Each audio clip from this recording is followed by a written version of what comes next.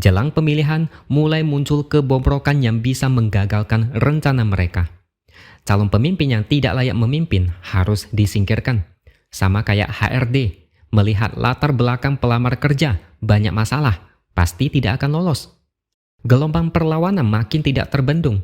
Semakin banyak tindakan represif dan intimidasi, semakin besar gelombang itu, dan kekalahan paslon 02 sudah di depan mata.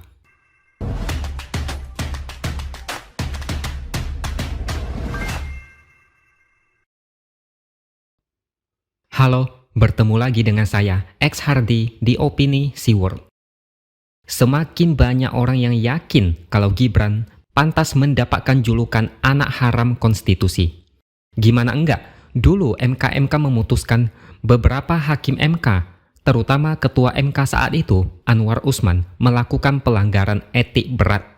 Akibatnya Anwar Usman diberhentikan. Sayangnya, hasil putusan itu tetap tidak berpengaruh pada pencalonan Gibran. Dia tetap sah sebagai cawapres. Tapi ini adalah warning kepada masyarakat bahwa ada semacam cacat konstitusi di balik pencalonan Gibran. Setidaknya itu adalah sinyal bahwa pencalonan Gibran punya banyak masalah. Dan ini sangat berbahaya karena terkait perusakan konstitusi. Pukulan telak kedua datang ketika Dewan Kehormatan Penyelenggara Pemilu atau DKPP memutuskan Ketua KPU Hasyim Asyari dan anggota lainnya melanggar kode etik terkait proses pendaftaran Gibran sebagai cawapres.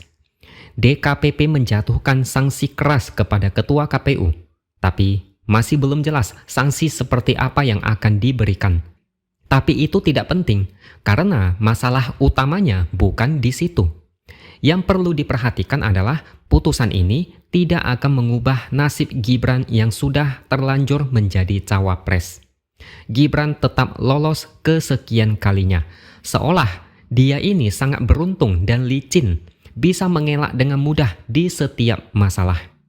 Putusan ini murni berkaitan dengan etika penyelenggara pemilihan umum, sehingga tidak akan mengubah hasil pendaftaran paslon. Kalau menurut pakar Hukum Tata Negara dari Universitas Andalas, jika ada pelanggaran etika, maka itu lebih bersifat administratif. Dan pihak-pihak yang merasa dirugikan dapat menggugat ke PT UN atau Bawaslu. Jika kemudian PT UN atau Bawaslu melihat ada pelanggaran administrasi, mereka bisa memutus telah terjadi pelanggaran administrasi dan kemudian membatalkan proses administrasi terdaftarnya Gibran sebagai cawapres. Memang, ini bisa menjadi sebuah jalan baru bagi siapapun yang mau menggugat sebagai langkah awal menghentikan semua kegilaan demokrasi ini. Ada cara untuk membatalkan Gibran setelah dua rentetan peristiwa, mulai dari putusan MK dan sekarang putusan DKPP. Yang masih tidak mau percaya, artinya kemungkinan itu buzzer yang memang ditugaskan untuk menjilat. Satu-satunya cara untuk menghentikan langkah mereka adalah dengan tidak memilih mereka. Mereka hanya bisa dikalahkan lewat gerakan rakyat tidak memilih mereka. Tapi harus ada sebuah kesadaran massal di kalangan masyarakat bahwa ada kelompok yang sangat gila kekuasaan. Demi melanggengkan kekuasaan, semuanya diobrak-abrik, termasuk konstitusi. Bahkan, lembaga sekelas MK bisa disetir dan dianggap sebagai wayang. Kredibilitas MK sebagai benteng hukum dengan gampangnya dirusak. Bahaya ini yang harus disadari oleh masyarakat. Kalau mereka masih memaklumi, maka negara ini dalam bahaya besar. Negara, kalau dikuasai oleh kelompok seperti itu, masa depan bakal suram. Yang terjepit adalah masyarakat menengah dan menengah ke bawah, yang selama pemilu selalu menjadi objek pembodohan massal. Rakyat harus sadar, putusan DKPP ini artinya kredibilitas KPU dipertanyakan. Akan ada yang bertanya-tanya, kalau ketua KPU aja melakukan pelanggaran demi meloloskan Gibran, bagaimana dengan hasil pemilu? Ini sangat jelas KPU bisa menjadi alat untuk memuluskan langkah-langkah politik paslon 02.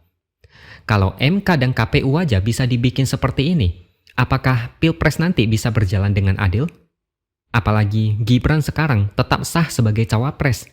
Tapi kebenaran selalu menang. Mendekati hari pemilihan, kita dibukakan mata mengenai kebobrokan demi kebobrokan kubu sebelah. Rakyat menjadi sadar bahwa presiden yang selama ini dianggap lurus ternyata sudah berbelok-belok ugal-ugalan demi seorang anak kesayangan. Akhirnya, rakyat dikagetkan oleh sebuah fakta yang tidak terbantahkan. Mereka jadi tahu, oh, ternyata pencalonan Gibran sudah menabrak konstitusi. Ternyata rencana ini sudah dipikirkan jauh-jauh hari dan sudah sangat diperhitungkan dengan matang oleh kelompok sebelah. Makanya mereka sangat yakin Gibran bisa menjadi cawapres dengan sangat mulus. Akhirnya, rakyat jadi sadar betapa liciknya mereka dalam membodohi dan melangkahi hukum di Indonesia. Mereka sangat lihai memanfaatkan celah dengan sempurna, mempengaruhi pihak-pihak tertentu dan bahkan melakukan intimidasi jika ada yang berani berseberangan. Rakyat akhirnya menjadi muak dan mungkin sebagian sudah muntah satu ember. Rakyat yang selama ini tidak peduli akhirnya peduli dengan nasib bangsa ini. Gimana enggak? Banyak yang melanggar etik tapi tetap lolos begitu saja tanpa ada konsekuensi apapun. Ini tidak fair, bahkan sangat memuakkan. Putusan yang dinilai melanggar etik tapi dinyatakan tetap berlaku. Ibarat calon mahasiswa yang ketahuan nyontek, dinyatakan bersalah tapi dia tetap lulus tes dan menjadi mahasiswa.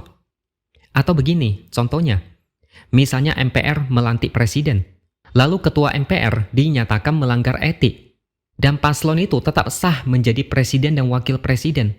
Politik di negara ini makin gila dan di luar batas kewarasan.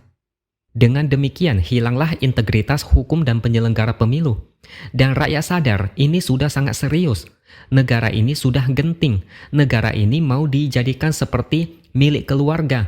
Pihak lain cuma numpang dan nggak punya hak. Wajar kalau para akademisi dari berbagai universitas menjerit karena memang beginilah faktanya. Budayawan memparodikan situasi saat ini karena memang sudah memprihatinkan. Yang bilang demokrasi itu baik-baik saja. Sekali lagi, mungkin itu buzzer yang kerjanya memang menjilat. Kalau kurang bersih, jilat lagi sampai bersih. Kalau kurang bersih, tidak dapat nasi bungkus. Rakyat harus berpikir, apakah mereka rela negara ini dikuasai orang-orang semacam ini? Apakah yakin negara akan baik-baik saja atau bahkan jadi negara maju jika dipimpin oleh mereka? Apakah setuju negara ini dipercayakan kepada kelompok yang memanipulasi apapun untuk tujuan politik? Dan lagi-lagi saya dengar kabar di istana sedang terjadi gelombang sangat panas karena panik dengan situasi saat ini. Akademisi bersuara lantang, mereka panik. Dan sekarang ketua KPU melanggar etik. Meskipun Gibran tetap lolos, dia mendapatkan rapor merah untuk yang kesekian kalinya. Jelang pemilihan, mulai muncul kebobrokan yang bisa menggagalkan rencana mereka. Calon pemimpin yang tidak layak memimpin harus disingkirkan. Sama kayak HRD, melihat latar belakang pelamar kerja, banyak masalah, pasti tidak akan lolos. Gelombang perlawanan makin tidak terbendung. Semakin banyak tindakan represif dan intimidasi, semakin besar gelombang itu. Dan kekalahan paslon 02 sudah di depan mata. Bohong kalau bisa menang satu putaran. Oke, sampai di sini dulu opini dari saya. Subscribe channel ini supaya makin berkembang dan jangan lupa tuliskan komentar Anda. Terima kasih sudah menonton dan sampai jumpa lagi di lain kesempatan.